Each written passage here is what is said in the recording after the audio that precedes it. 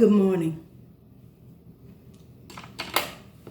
In light of everything that's going on, I hope that you have resolved within yourself to do what you can to tap into your personal power, to know who you are, and to know where you stand on these issues.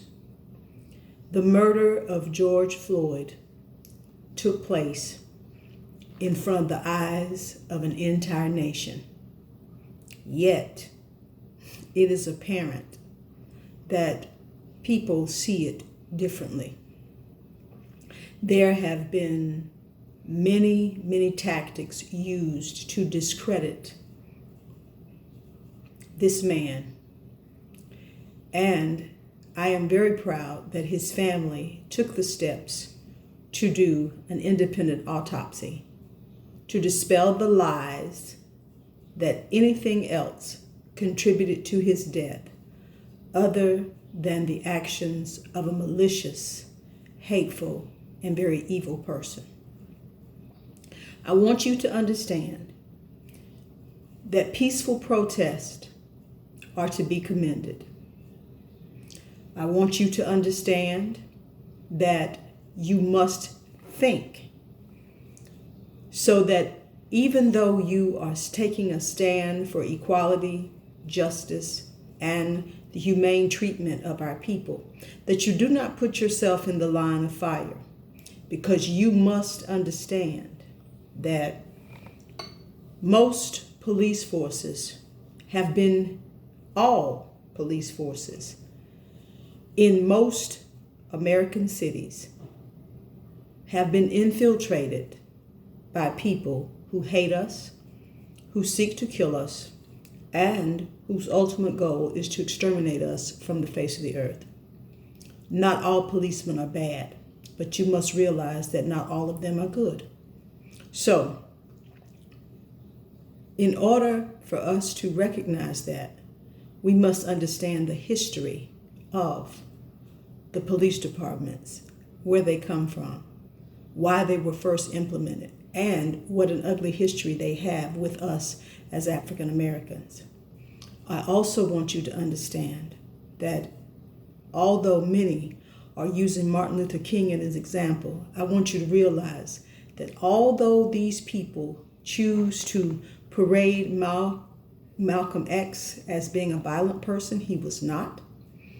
They choose to use Martin Luther King as a symbol of peace and nonviolence.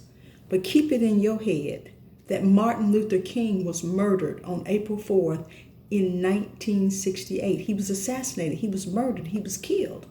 So do not let these people fool you into believing that being passive, a patsy, and a fool who's waiting on Jesus to come back and save us is going to get you the results that you want.